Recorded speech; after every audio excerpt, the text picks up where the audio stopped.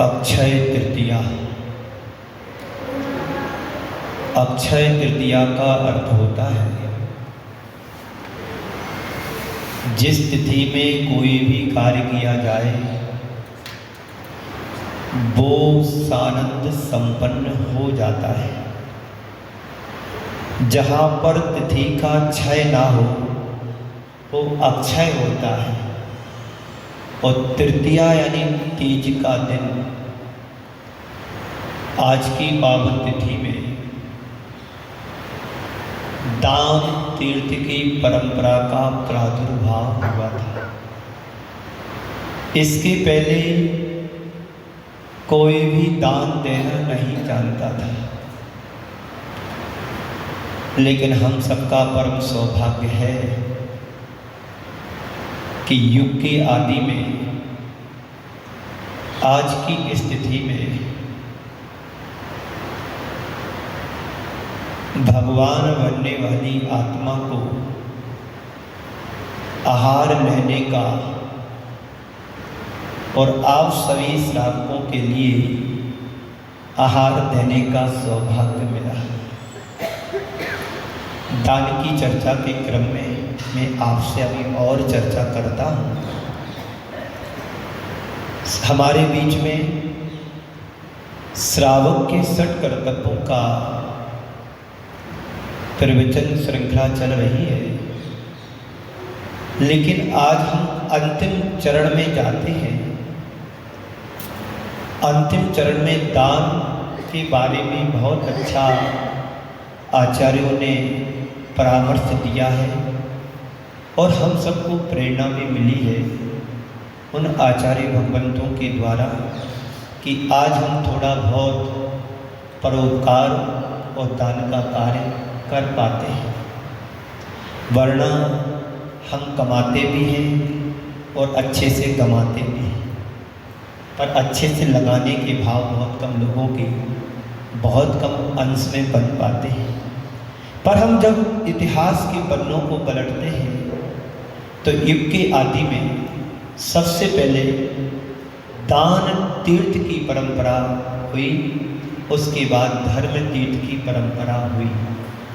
पहले दान तीर्थ चला, बाद में धर्म तीर्थ, क्योंकि बिना आहार के आज तक किसी भी तीर्थंकर के लिए केवल ज्ञान नहीं हुआ है। मोक्षगामी जीव उसी भाव से जाना है। तीर्थंकर पद के धारी हैं, तीर्थंकर प्रकृति को लेकर के आए हैं और त्रिलोकीनाथ हैं। ऐसे उस दान तीर्थ की हम सभी लोग हर वर्ष अक्षय तृतीया के दिन एक महोत्सव के रूप में, अनुष्ठान के रूप में हम सब लोग मनाते हैं। हमारे जीवन को पवित्र बनाने वाले कारणों में से एक मौलिक कर्म है दान। जो आचार्यों ने हमें एक श्लोक दिया है, देव पूजा गुरु उपास्ति स्वाध्याय संयम तपः दानम चेति गृहस्थाणाम षट् कर्माणि दिने दिने। हर रोज हमारे लिए दान देना है अजय भाई। हर रोज अपनी इनकम में से 10% प्रतिदिन हर श्रावण के लिए अपनी आय का दान करना ही चाहिए। ये हमारे आचार्यों की प्रेरणा है, आचार्यों का कथन है। ज़्यादा तुम करते हो करो, कोई बात नहीं, क्योंकि जितनी स्पीड से हमने कमाया है उतनी ही स्पीड से हमें दान देना चाहिए। दान दे मन हर्ष विशेष वाली युक्ति को चरितार्थ वही कर पाता है जिसके हृदय में धर्म के प्रति अनुराग होता है। धर्म के प्रति अनुराग होगा तो तुम्हारा दान साथी से पुण्य का कारण बनेगा। अनुमोदना करने वाला जीव भी मोक्ष का अधिकारी बन सकता है। हम तो इंसान हैं, मन वाले हैं और सक्षम वाले हैं। जो हम देंगे वही हमारे जीवन का कल्याणकारी बनेगा। जेके जैन साहब, दान करो। दान के बारे में कहा गया है, गृही दानेन शोभिते। ग्रस्त की शोभा दान से होती है। आप यहाँ पर बैठे हैं ना कुर्सियों पर, आपकी शोभा किससे है? आपने दान दिया होगा इस भूमि पर, इस भूमि पर आपने दान दिया होगा तो इतना बड़ा भूखंड धर्मशाला के रूप में, संत के शाला के रूप में निर्माण को प्राप्त हुआ। और आपने दान दिया होगा मंदिर के क्षेत्र में, तो एक सुंदर जनालय भी आपकी यहाँ बना हुआ है। एक किसका प्रभाव है? दान देने का फल सामने दिख रहा है कि यहाँ पर जो भी आश्रय लेता है वो अपनी आत्मा का कल्याण सुनिश्चित करेगा। मंदिर में आप आते हो, किसी ने दान दिया होगा, मंदिर बनवाया होगा, फिर प्रतिष्ठा कराई होगी, मूर्ति रखाई होगी, उसकी प्रतिष्ठा हुई होगी, आज वो भगवान के रूप में आप पूज रहे हो। ये त्याग से हुआ कि नहीं हुआ? ये तुम्हारे दान से हुआ कि नहीं हुआ? तो ग्रस्तों के कल्याण का इसे एक आधार बताया गया है कि दान एक ऐसा सत्कर्म है जो केवल धार्मिक भावना से ही हो नहीं, मानवीय दृष्टि से भी उपयोगी है। आप किसी बच्चों को हेल्प करते हैं एजुकेशन के लिए, पढ़ाई के लिए, आपके थोड़े से सहयोग से एक बच्चा अपने पैर पर खड़ा हो जाता है। अभी मैं एक पुस्तक पलटा रहा था, प्रमाण सागर जी की प्रवचन की पुस्तक है, सम्यक दर्शन के 8 अंगों पर। वहां पर एक पेज पर उन्होंने ये लिखा, प्रवचन के माध्यम से कहा कि आपके बीच में रहने वाले ऐसे भी परिवार होते हैं जिनके बच्चे पढ़ने में सक्षम हैं पर अर्थाभाव के कारण वो आगे नहीं बढ़ पाते हैं। एक बालक उनके पास आया, पुजारी का लड़का, उसने 12वीं क्लास में 95% नंबर लाए। जहां कहीं की भी बात हो, बेटा 12वीं क्लास में 95% नंबर लाया और उसने आगे की पढ़ाई रोक दी। पूछा क्यों?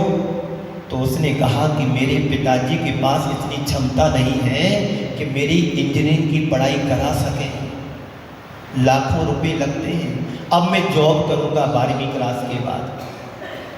उसी समय कोई सज्जन महाराज श्री के दर्शन करने के लिए आए, बात चल रही थी तो महाराज श्री ने कहा कि देख लो, एक बालक है, पढ़ना चाहता है और 12वीं क्लास में इतने परसेंटेज है, यदि आपकी क्षमता हो तो आप देख लो। महाराज श्री का इशारा पर्याप्त था और उस व्यक्ति ने कहा कि महाराज श्री, मैं देने को तैयार हूँ। मैं यदि अपने जीवन में अर्थाभाव के कारण नहीं पढ़ पाया, यदि मेरे पास यदि पैसा है तो मैं चाहता हूँ ऐसे बच्चों को पढ़ा करके उनके जीवन को संभालूं। और एक नहीं, जितने भी बच्चे तुम्हारे पास आए और मेरे लिए एक फोन लगवा देना, मैं सब बच्चों की अपनी क्षमता के अनुसार उनकी सेवा करूंगा। एक उदार भाव हमारे अंदर आना चाहिए। ये भी एक दान का रूप है। मात्र मंदिर में दे देना दान नहीं है।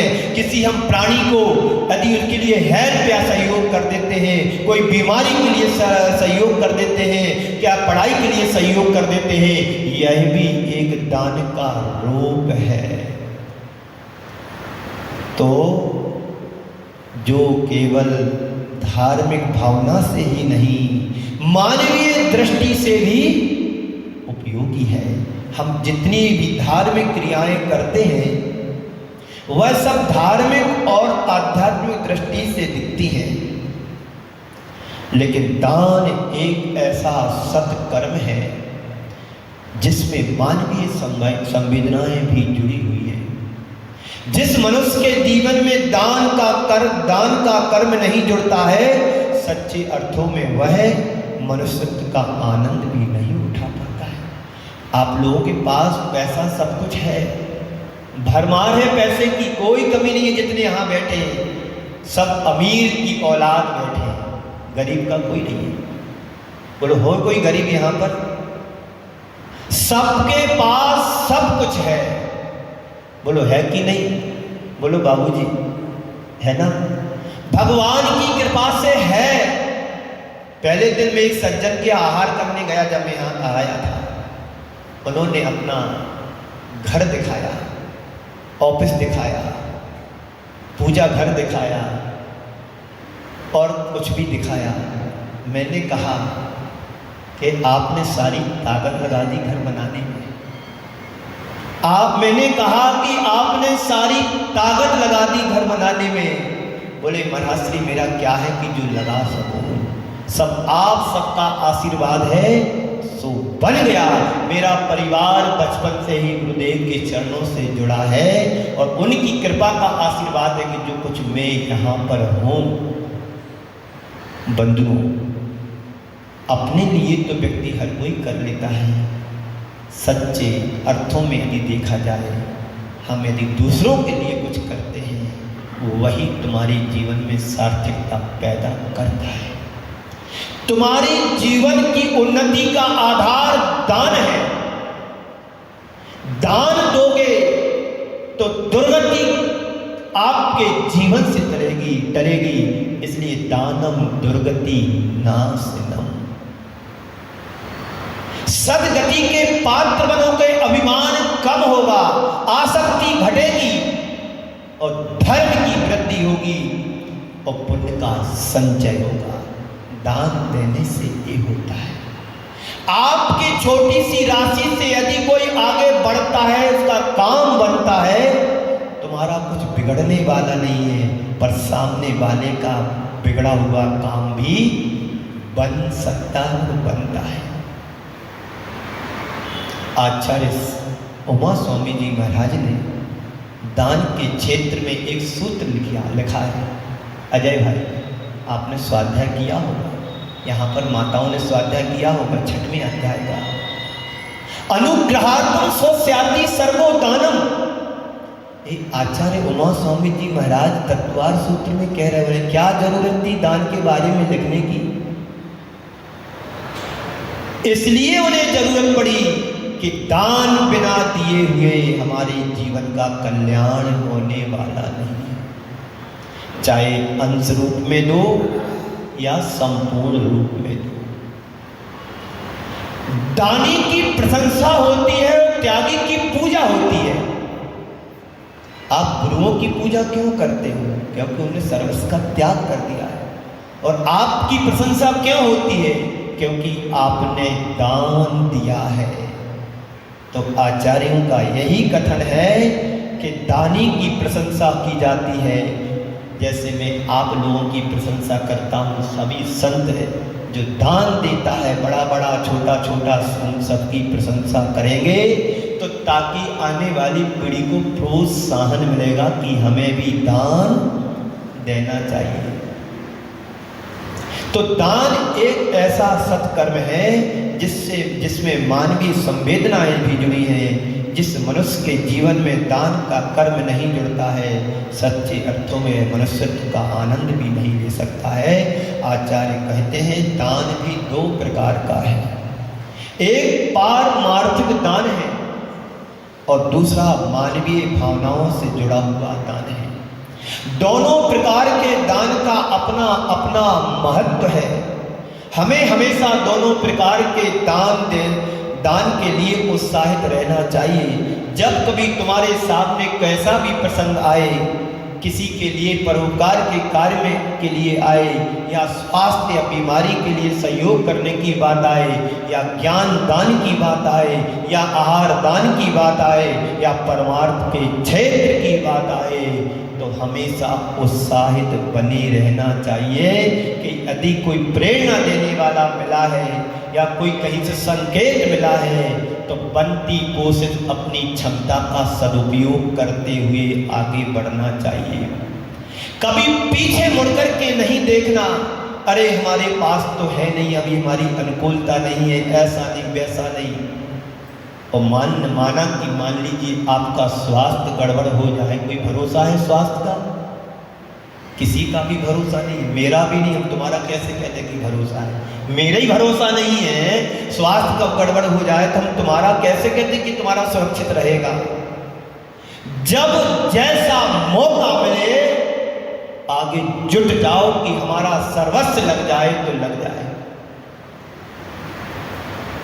ऐसी भावना हमारे अंतरंग में होना चाहिए। जितना कमाते हैं उसमें से कुछ अंश ही तुम्हें लगाना है, गंवाना नहीं। हम कमाते हैं गंवाने के लिए ज़्यादा, लगाने के लिए कम। घर की व्यवस्थाओं और आवश्यकताओं में कोई कमी किसी की नहीं होती है, उसमें दिल खोल करके खर्च कर देते। किसी के यहाँ शादी आ जाए तो करोड़ों रुपया व्यवस्थाओं में फूंक देते हैं, और मंदिर की सलाह रखने की बात आई तो विचार और सोचने करना पड़ता है। बेटा से बात की जाए तो बेटा कहता है कि पिताजी से पूछूंगा, और पिताजी से बात की जाए बोले बिना बेटे के हम कुछ काम नहीं करते हैं। और बीमारी यदि आ जाए तो किसी से पूछने की जरूरत, अब डॉक्टर से पूछोगे कि कितना लगेगा, डॉक्टर से पूछना पड़ेगा कि कितना लगेगा। यदि डायरेक्टर से मिल जाओ एक बार तुम तो डॉक्टर के पास जाना ही नहीं पड़ेगा। कौन है डायरेक्टर हमारे? कौन है हमारे डायरेक्टर? हमारे गुरु विद्यासागर जी महाराज, भगवान महावीर, भगवान ऋषभदेव। इस परंपरा में जन्म लेने वाले लोगों में से हम हैं। ऋषभदेव के यदि जीवन की बात की जाए तो 1 वर्ष 1 माह तक उन्हें आहार नहीं मिला। क्या कोई कमी थी? बोलो। तीर्थंकर है जिनके सामने स्वर्ग के सारे देववासी नतमस्तक हो रहे हैं। क्या वो इतनी सी व्यवस्था नहीं बना पा रहे थे कि एक साधु के लिए आहार करा दें? एक कर्म है, कर्म किसी को भी नहीं छोड़ता। हम और तुम तो कहां लगे हो?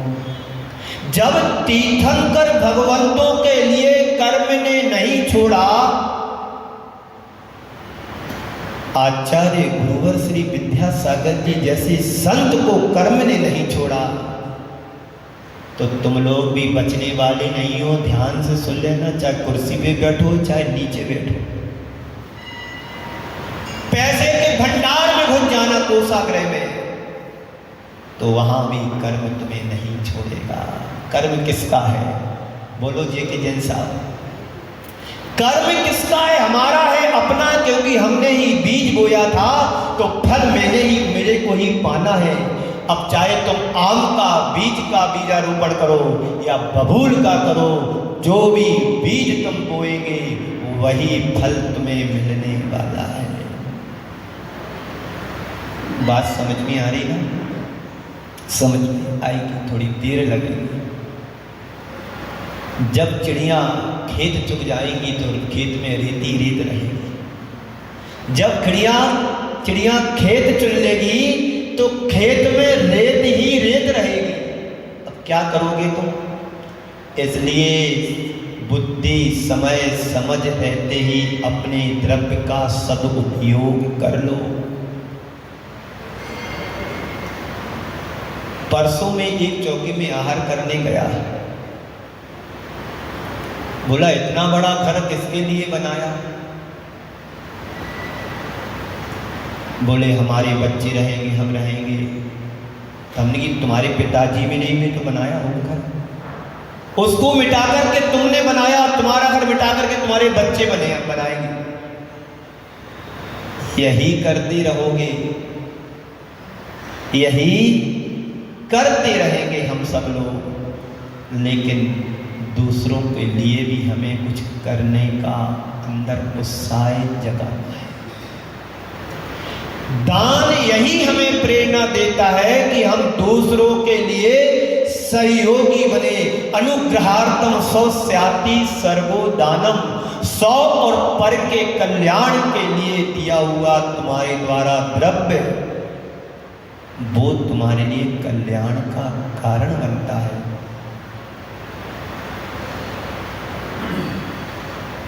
कुरल काव्य में लिखा है, गरीबों को देना दान है और सब तरफ देना उधार है।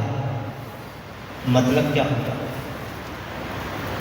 आपने गरीबों को दिया वो दान की श्रेणी में चला गया, क्योंकि तुमने भिखारी को रोटी खिला दी, अनाथ व्यक्तियों को तुम सनाथ बन गए, वो तुम्हारा दिखता है, तुम्हारे द्वारा दिया हुआ, और बाकी तुमने किसी और को दे दिया, कहीं और लगा दिया जहां उसकी उपयोगिता नहीं है।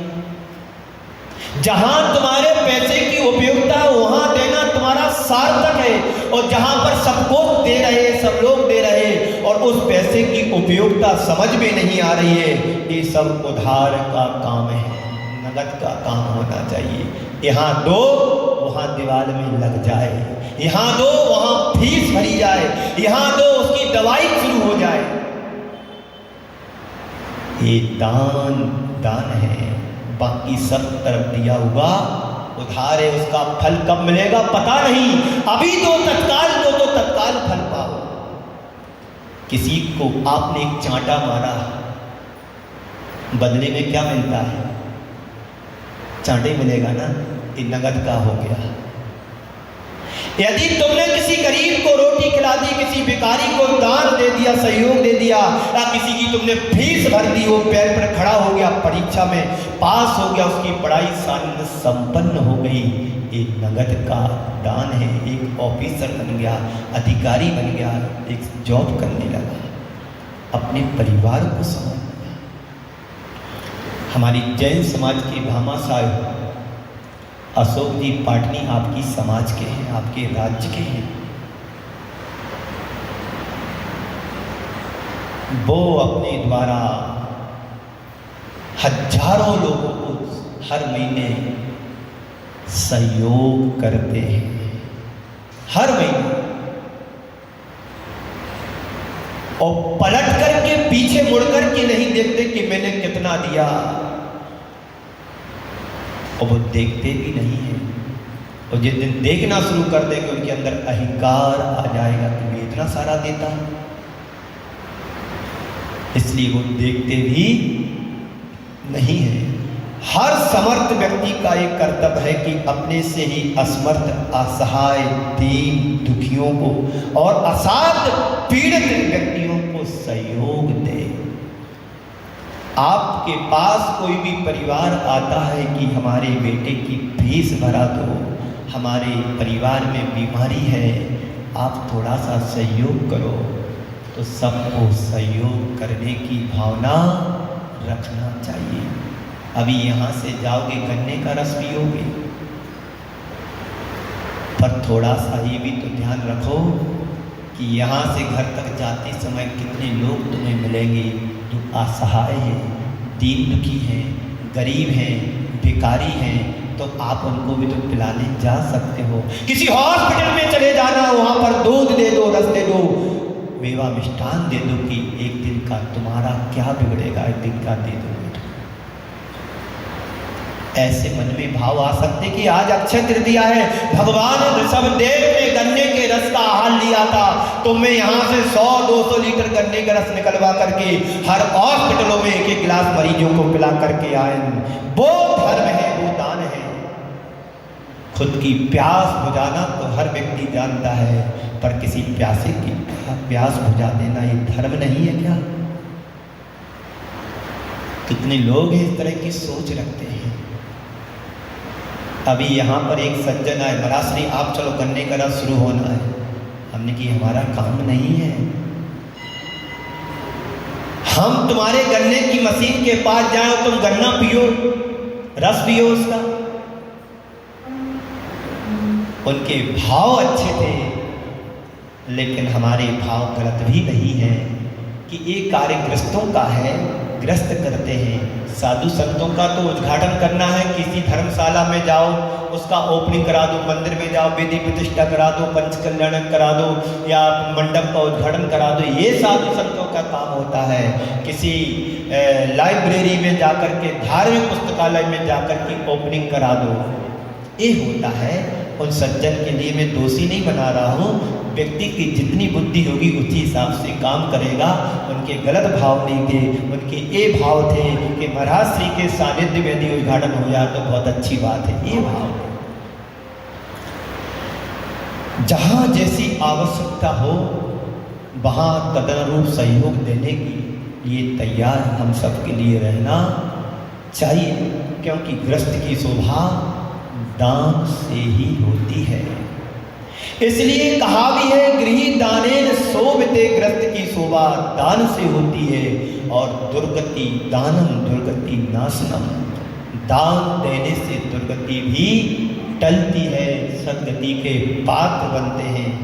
दान के संदर्भ में 4 बातें। दान क्यों देना, दान क्यों देना, दान किसे देना, दान क्यों देना, दान किसे देना, दान कैसे देना और दान कितना देना। दान क्यों देना, दान किसे देना, दान कैसे देना और दान कितना देना। तो आचार्य कहते हैं कम से कम 10% पर तुम्हारा कोई अधिकार नहीं है, ये सब गुल्लक का पैसा है। यदि आपने दिन भर में 500 रुपये कमाए तो 500 रुपये के 10% में 50 रुपये गुल्लक के हुए।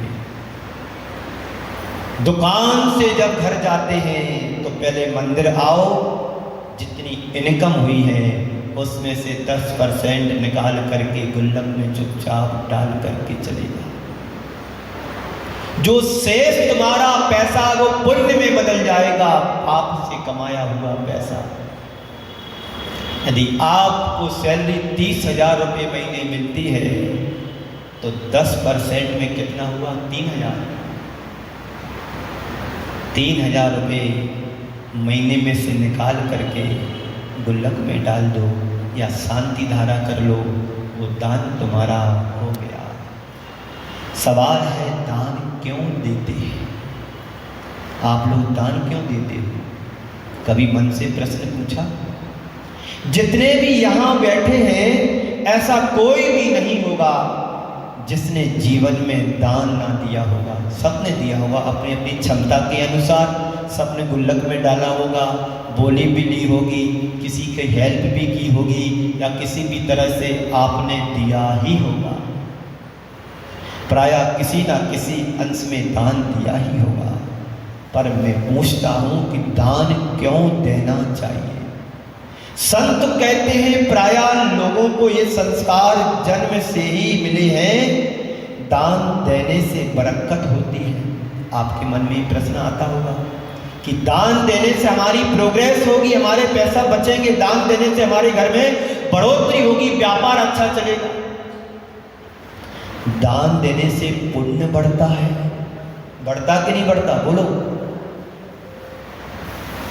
दान देने से प्रभाव भी सुधरता है, सुधरता कि नहीं सुधरता? किसने देखा? मरने के बाद सब देखेंगे कि हमारा भाव कैसा रहेगा। अब यहाँ पर कोई अवधि ज्ञानी वाले मुनिराज तो नहीं कि अवधि ज्ञान जिनके पास वो तुम्हारे हमारे भाव में बता दे कि तुम्हारे लिए क्या बनने वाला है। दान देने से सम्मान मिलता है, यश कीर्ति का उदय भी आता है।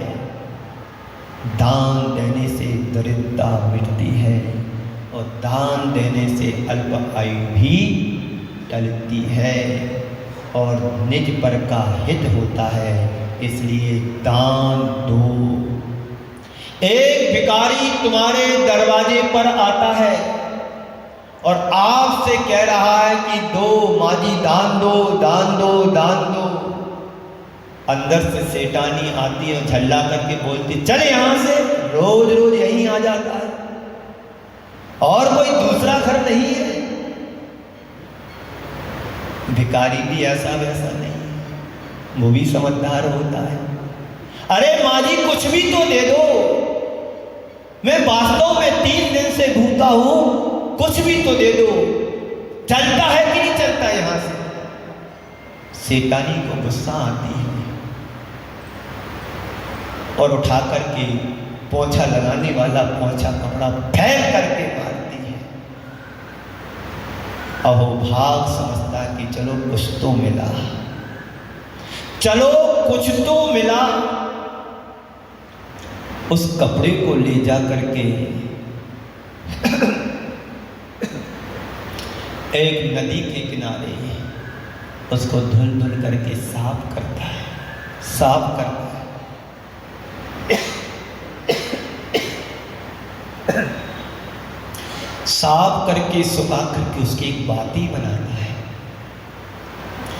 बाती बना करके दीपक कहीं से ढूंढ करके लाता है, सारी संयोजना कर लेता है और प्रभु के मंदिर में जाकर के, शाम का वक्त था, उस दीपक से प्रभु की आरती कर रहा है। और आरती करते करते मन में भावना भी भा रहा है कि प्रभु जिस प्रकार से इस दीपक से प्रकाश फैल रहा है, जिस प्रकार से दीपक से प्रकाश फैल रहा है, मेरी भावना है इसी तरह का ज्ञान का प्रकाश उससे डाली के हृदय में भर दो, ताकि उसकी दुर्बुद्धि सद्बुद्धि बन जाए।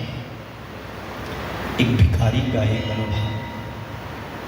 भिखारी कहता है कि मैंने किसी भाव में दान नहीं दिया था, मैं आज भिखारी बना हूं, और तुम यदि दान नहीं दोगे मेरे लिए तो आप मेरी हालत देख करके आप अपनी हालत को संभाल लेना। तुम दान नहीं दोगे तो तुम्हें भी किसी भिखारी का सामना करना पड़ेगा। एक उदाहरण है, कोई किस्सा कहानी नहीं है, ऐसा शास्त्रों में मिलता है पढ़ने के लिए। इसलिए तो दान देने से बरकत होती है, दान देने से पुण्य बढ़ता है, दान देने से प्रभाव सुधरता है, दान देने से सम्मान मिलता है, यश मिलता है, दान देने से हमारी गरीबी दूर होती है, दरिद्रता दूर होती है, और दान देने से अल्प आयु भी टलती है, और दान देने से आत्मा में पवित्रता भी आती है। इसलिए दान दो, जाने मत दो किसी को। देखिए कैसे यश फैलता है। एक व्यक्ति था कंजूस, उसने अपने जीवन में कभी किसी को 1 रुपया भी, 1 पाई भी नहीं दी। जो भी आता उसके दरवाजे उसको भगा देता, चल यहाँ नहीं है, कुछ भी नहीं है, पानी तक की नहीं पूछता। एक बार की बात है, एक जगह गौशाला में गायों को रखने के लिए टीन सेट तैयार कराना था। लोगों ने सोचा कि शुरुआत इसी घर से की जाए, बड़ा पैसा वाला है, कभी उसने दान नहीं दिया, पर उसके नाम का प्रयोग हमें करना है, उसके नाम का प्रयोग हमें करना है। सारी कमेटी के 8-10 लोग उसके घर गए, पहले से सूचना तो उसके पास भिजा दी कि हम लोग सब मिलकर के काउ सेट तैयार करना है और आपसे 5 लाख रुपए का दान चाहिए। उसके तो होश उड़ गए कि 5 लाख, मैंने कहीं 5 रुपये नहीं दिए, 50 रुपये नहीं दिए, 5 लाख कैसे, 1 रुपया नहीं दूंगा। बोल दी कि आप लोग मेरे घर नहीं आना। पर इन लोगों ने तय कर लिया कि उसके घर जाएंगे, भले पानी की न पूछेगा, पर उसका नाम तो लेकर के आएंगे। बड़ी मिन्नत की, हाथ पांव जोड़े, बाबूजी आप मुझे पैसे मत दो, मुझे दान नहीं चाहिए, और दो तो बहुत अच्छी बात है, पर नहीं देते कोई बात नहीं, ये पेपर है, सबसे पहले आपका नाम का उपयोग करना चाहते हैं, यहाँ पर मैंने 5 लाख रुपए लिख दिए, बस आप 24 घंटे के लिए मुझे परमिशन दे दो कि मैंने आपको 5 लाख। सुना है, मैं 1 रुपया नहीं दूँ, लिखो मत, मेरा नाम मत लिखो। आप लोगों का पता है, नाम लिख लिया, फिर कल मेरे लिए कहोगे कि इन्होंने दान बोला तो हमारे पैसे नहीं दिए।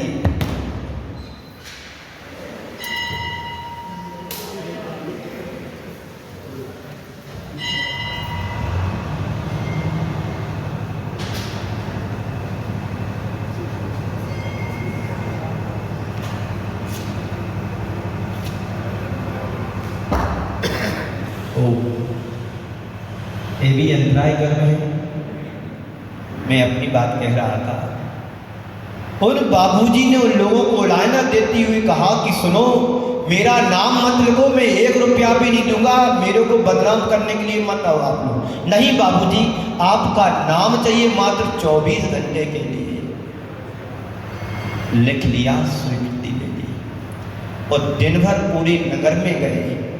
सबसे पहले नाम लिखा है फलाने चंद का, 5 लाख रुपए। जहां जहां उम्मीद नहीं थी, वहां वहां जाने के बाद भी किसी ने 21,000, किसी ने 51,000, किसी ने 11,000, किसी ने 25,000 रुपये देकर के 10-11 लाख रुपए इकट्ठे कर लिए। शाम तक इन महाशय के फोन के नंबर पर बधाइयां आने लगी कि बहुत बहुत धन्यवाद, आपने कितना श्रेष्ठ काम किया, गौशाला में दान दिया, आप तो महान हैं। बधाइयां आने शुरू हो गई। अभी दान दिया नहीं, मात्र नाम लिखा है बाबूजी का।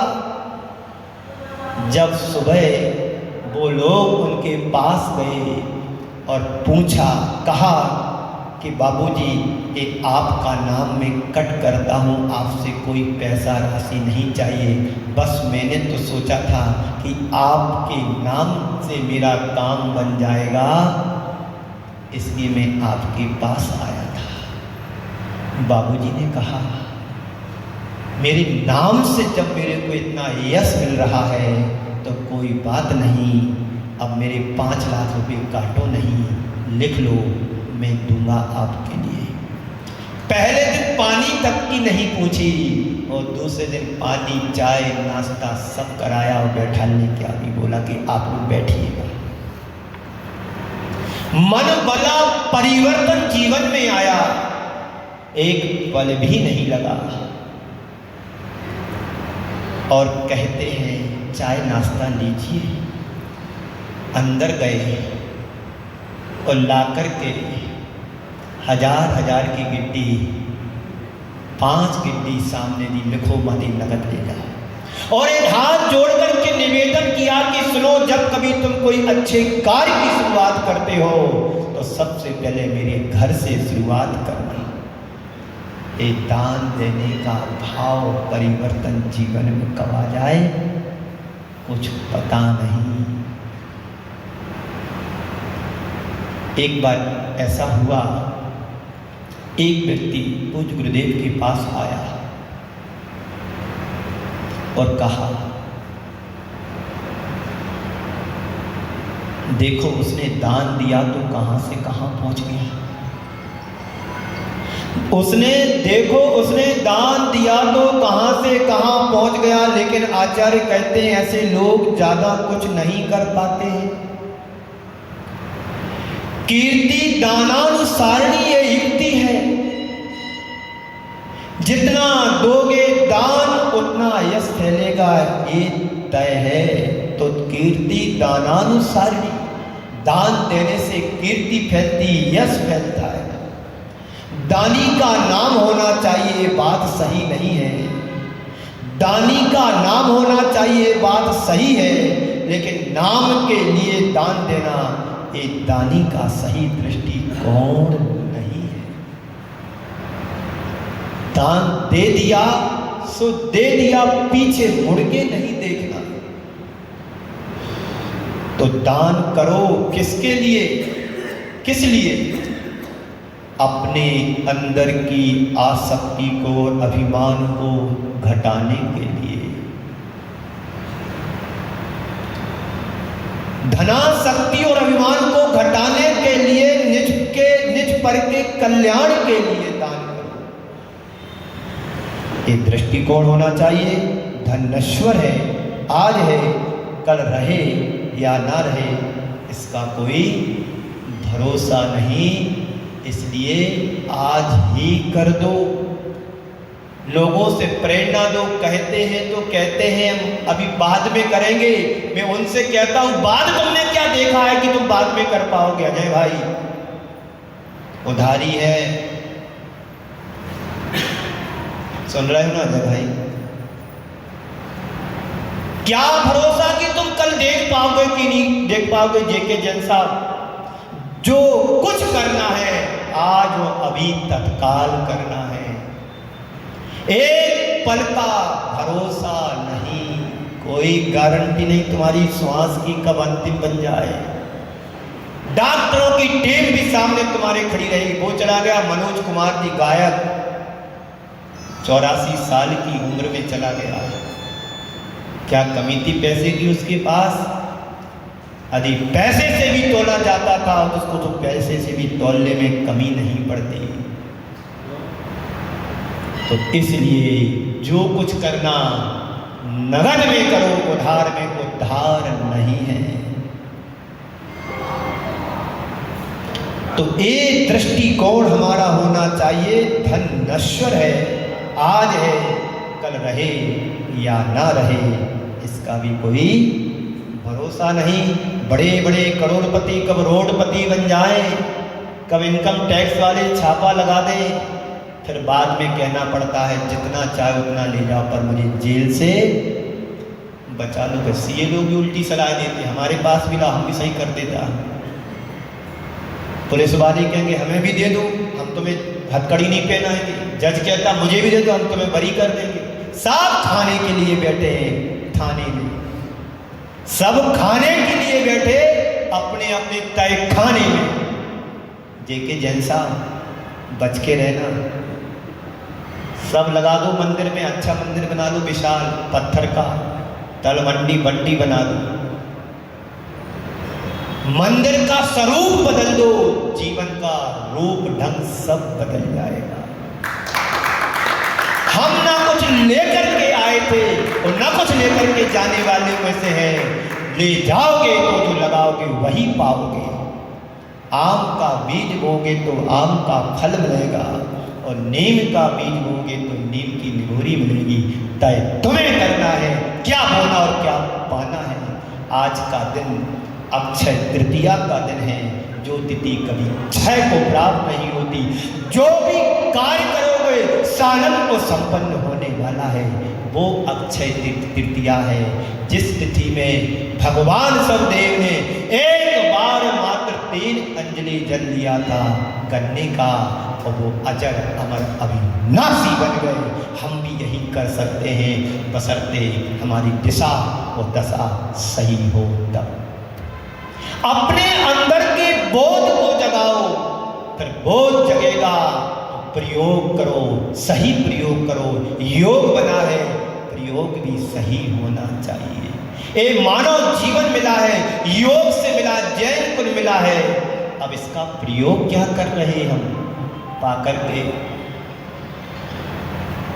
क्यों भाई, क्या प्रयोग चल रहा है? अभी गन्ने का रस पियोगे बाहर जाके ठंडा वाला, पैसे डालना गुल्लक में पचेगा नहीं, गांठ का भी चला जाएगा बाहर।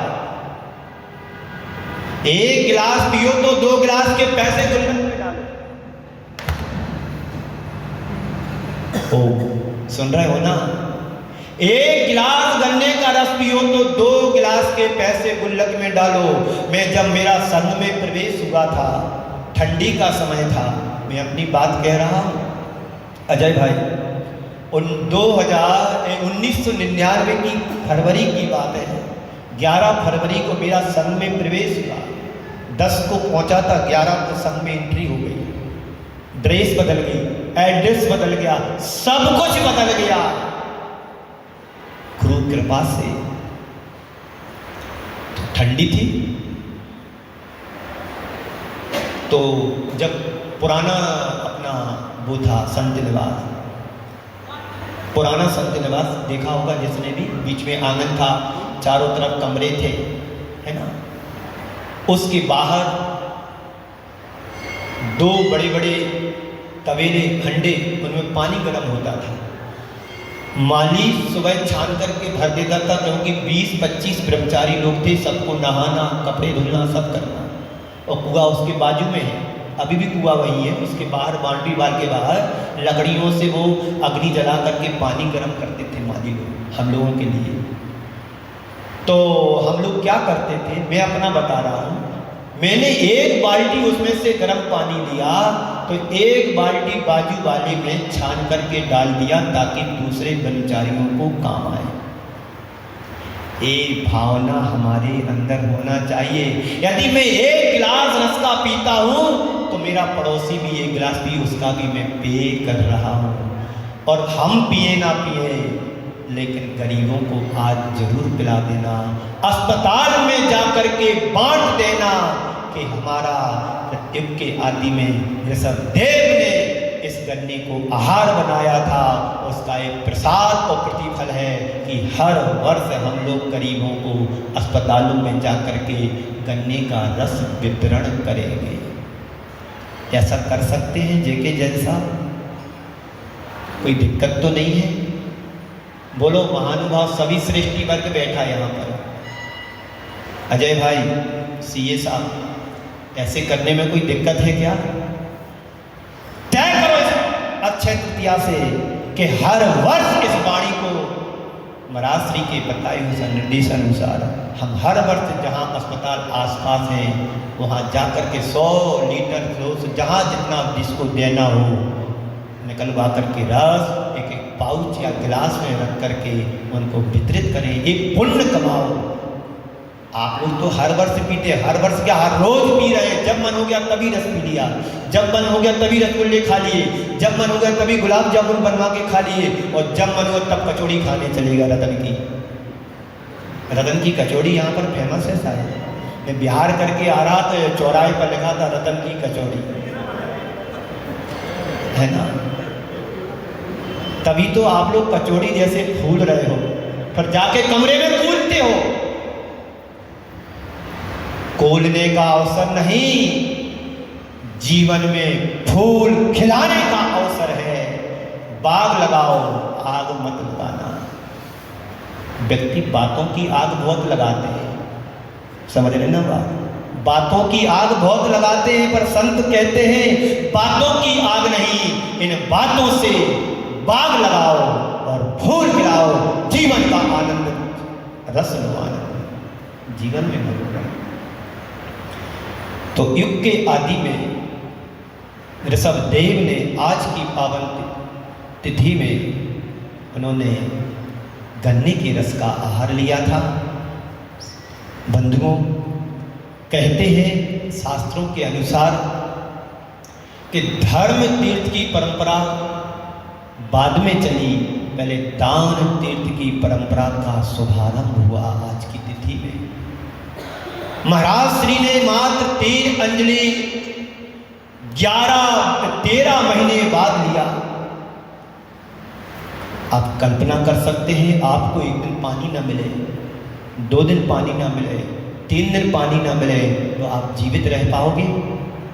इम्पॉसिबल। जल के अभाव में कोई व्यक्ति जिंदा नहीं रह सकता है। अन्न के अभाव में महीनों तुम गुजार दोगे, पर जल के अभाव में कोई व्यक्ति जिंदा नहीं रह सकता है। वो वज्र वृषभ नाराज सहन के धनी थे और तपस्वी थे। जहाँ खड़े हो गए वहीं पर पर्वत बन जाते थे। उस तपस्या का फल था कि 13 महीने बाद भी मिला। तो कितना लिया? मात्र 3 अंजलि। और लेने के बाद जो ध्यान में बैठे केवल ज्ञान हो करके मोक्ष को प्राप्त हो गए। नहीं, केवल ज्ञान को प्राप्त कर लिया और जीवन का उपसंहार किया। कैलाश पर्वत पर जाकर के मुक्ति के अधिकारी बने, जहाँ पर आज हम पहुँच नहीं पाते हैं। ऐसा दुर्धर तप किया, उस तप का फल उन्हें मोक्ष मिला। तो हम लोग भी आज अक्षय तृतीया को अक्षय तिथि मानते हुए जो भी कार्य करें वो कभी विनष्ट होने वाला नहीं है, क्षय को प्राप्त होने वाला नहीं है, अक्षय ही बनेगा। बुंदेलखंड में अक्षय तृतीया के दिन बहुत सारी शादियां होती हैं।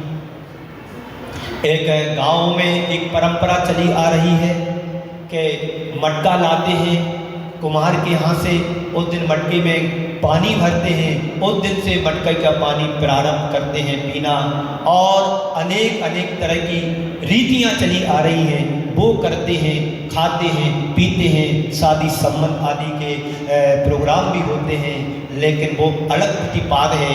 लेकिन जैन दर्शन के अनुसार अक्षय तृतीया का महान ऋषभदेव से जुड़ा है, उनके आहार से जुड़ा है, वो आहार दान से जुड़ा है। उसके बाद धर्म तीर्थ की परंपरा प्रारंभ हुई। तो पहले दान तीर्थ, फिर धर्म तीर्थ, 2 ही तीर्थ हमारे लिए अनुकरणीय है कि पहले दान दो, फिर बाद में धर्म के क्षेत्र में जुड़ करके अपने जीवन का उत्थान और कल्याण करें। आप सभी का समय हुआ।